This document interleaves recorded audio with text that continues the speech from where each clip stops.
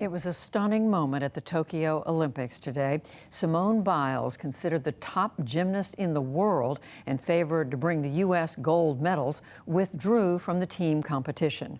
Her decision came after her performance on the vault, and she said it was not because of a physical injury. John Yang looks at the pressure on Biles and how she discussed her own mental health. Judy, at the Tokyo Games, Biles seemed disappointed as she spoke to reporters and explained her decision. Today has been really stressful. We had a workout this morning. It went okay, and then just that 5.5-hour wait or something, I was just like shaking, could barely nap. I've just never felt like this going into a competition before, and I tried to go out here and have fun and warm up in the back, went a little bit better, but then once I came out here, I was like, no, mental is not there, so I just need to let the girls do it and focus on myself. Before the event, in an Instagram post, Biles talked about the pressure she'd been feeling at the Olympics. I truly do feel like I have the weight of the world on my shoulders at times. I know I brush it off and make it seem like pressure doesn't affect me, but damn, sometimes it's hard.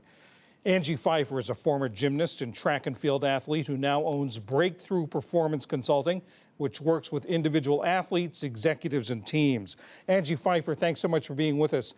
Help the rest of us understand what the pressures are like for someone like Simone Biles, who performs so consistently at such a high standard and has all these expectations and has had all these expectations placed on her for years now.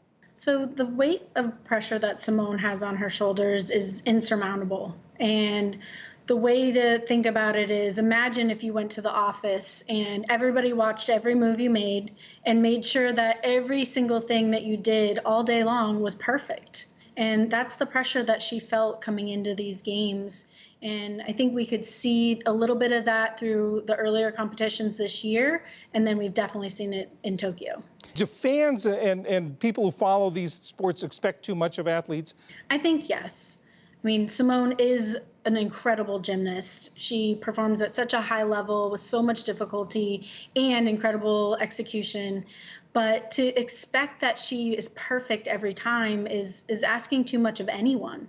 That's not human to be perfect every time. And the mistakes that she made during the Olympics so far, she took steps, and the media came crashing down on her for USA struggles. You know, that really was an unfair description of her performance. And so much of this, Angie, is the media looking for a storyline, looking for an individual that they can highlight and follow through the competition. Do you think that is more of a negative than a plus?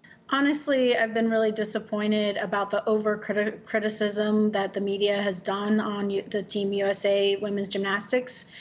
They focused solely on mistakes. They were very critical about their qualification round, in which they came in second, doing the job that they needed to do just to get to that next day, at the day of the finals. And they focused only on mistakes. Simone qualified first coming into this competition in the whole world, and all that the media showed were extra steps that she took or mistakes that she made. And the rest of the girls, they didn't even mention their names. This is a team event, and Team USA Gymnastics has done a phenomenal job, and it would have been nice to see them call out the greatness instead of mistakes. This is a sport that is incredibly dangerous, and if she were to have powered through today, there's no telling what could have happened. I think she made a very mature and courageous decision today. And when she talked about her decision, she talked about it not being fair to the rest of the team for her to go out there and potentially lose them a medal. Losing the mental focus could also endanger her physically. She could make a misstep. Absolutely. Only Simone Biles really knows what's going on inside her head, but we do know her background.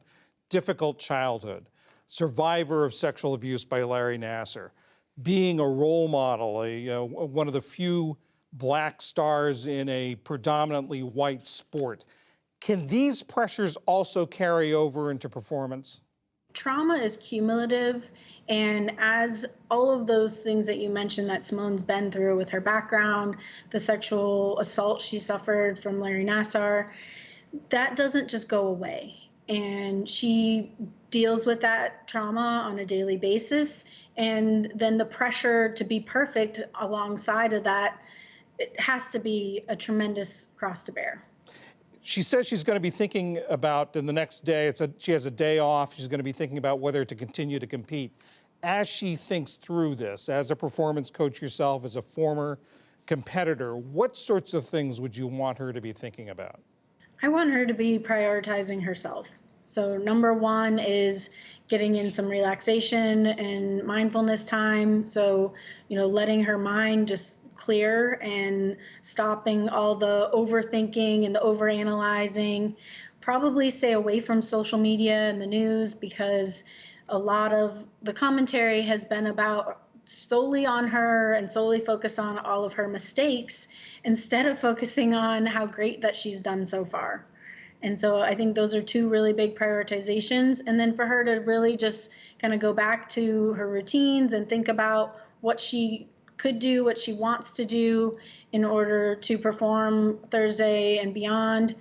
But that really is going to be up to her. Angie Pfeiffer, Breakthrough Performance Consulting. Thank you very much. You're welcome.